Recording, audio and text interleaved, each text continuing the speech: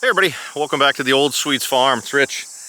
Want to do a garden video. You guys have been asking, post-storm, what the garden looks like, and wanted to show you. There's been some activity, but it's really kind of, I don't know, it's been kind of depressing. Mother Nature flipped a switch a couple weeks ago with that storm, and it's a stress reliever, but it's also like, okay, now what do we do? You kind of watch it. So let me show you. I'm out in the squash pumpkin area. Let me spin her around, and a lot of stuff. If you see the orange over there or way in the back, I just cut off all the pumpkins and such that had damage, and that was a lot of them. There are still some pumpkins that are out here, and I'm keeping them, even though you can see there's damage on them from the hail. I'm hoping that it'll be just some personality on the pumpkins. And some of the squash I'm keeping on too. See that big blemish that's on there? Some of these, it's just after that storm, we also haven't had any rain for 2 weeks, so we've been out trying to water. There is some squash. Most of these have pits and issues. I'm just hoping that they'll be, whoops, see that one big pit in it? I'm keeping those just so I can look at them and determine, maybe they're okay for us to eat. Let me swing around. There is new growth coming on, a little pumpkin. Now we've got about, see, look at the size of that blemish from a hailstone, just monstrous. But some of these new ones are looking good. So can we get good pumpkins in a month? We will see. And there's, but most of them are kind of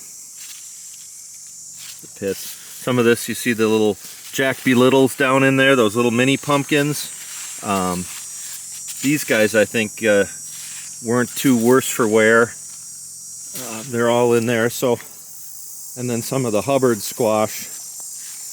I'm hoping that's strong enough that the blemishes, see how it just got pounded.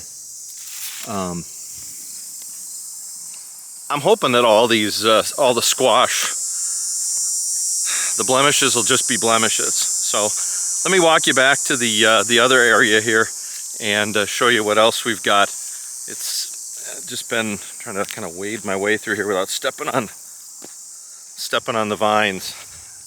Our zucchinis and yellow squash, some of the yellows, just let them kind of go a little bit there. I've cut off a bunch more, and we're getting some new growth down in there that we're using. So those are those have been okay. Tasted pretty good. Our CSA, we resumed the CSA, and it's been, well, other than the onions we pulled, people love that. But it was yellow squash and zucchini, eggplant, and green peppers. Not a huge variety, and our Peppergate peppers. So the Hungarian wax or the Shih Tzu, whatever they are, plenty of those. So our green peppers, there's plenty of them on finally after everything. So some of them are a little deformed, but with the storm just wreaking havoc, now it's a matter of letting them develop again. They're just small, and then all the Hungarian, all these peppers, Hungarian wax, there's just a bunch of them. The eggplant, I'm trying to just slowly cut everything off. You can see some of them that are still blemished, but then there's new stuff coming. So trying to cut off all the blemished product and get that complete. Here's where the onions were.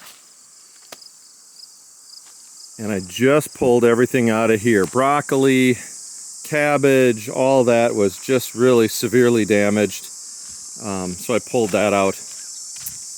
The storm even took stuff that was just freshly planted the carrots. We had 5 rows in here, and you can see there's not a lot going on in there. Some of them that were really tiny just got pummeled. So even the little stuff, the root crops, some of them were affected. The beans are pretty much done.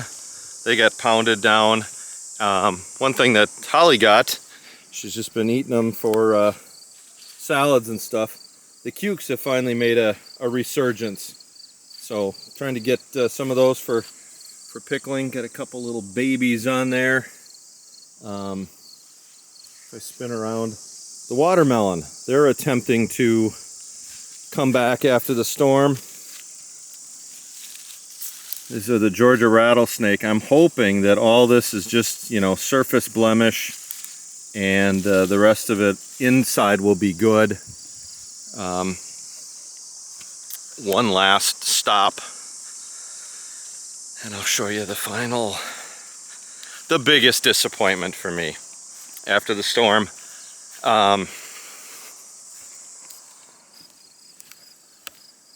Tomato Alley, it had grown all the way to the top and just got pounded. So there's a few tomatoes on there, just a few. Most of those were hit so hard that right where the impact mark is, they blemish and start rotting. So we're just pulling them off and trying to water, see if we'll get anything from it. I'm not holding my breath. And then finally, the one thing that didn't take a lot of abuse, we've got some radishes in here that we're growing that should be good in another couple of weeks. They're a friend of ours, Mike and Lisa, they told us about them when they were over in Oktoberfest. Beer radishes. So it's a certain Bavarian radish that you eat with beer. When they're mature, you spiralize them and have them with beer.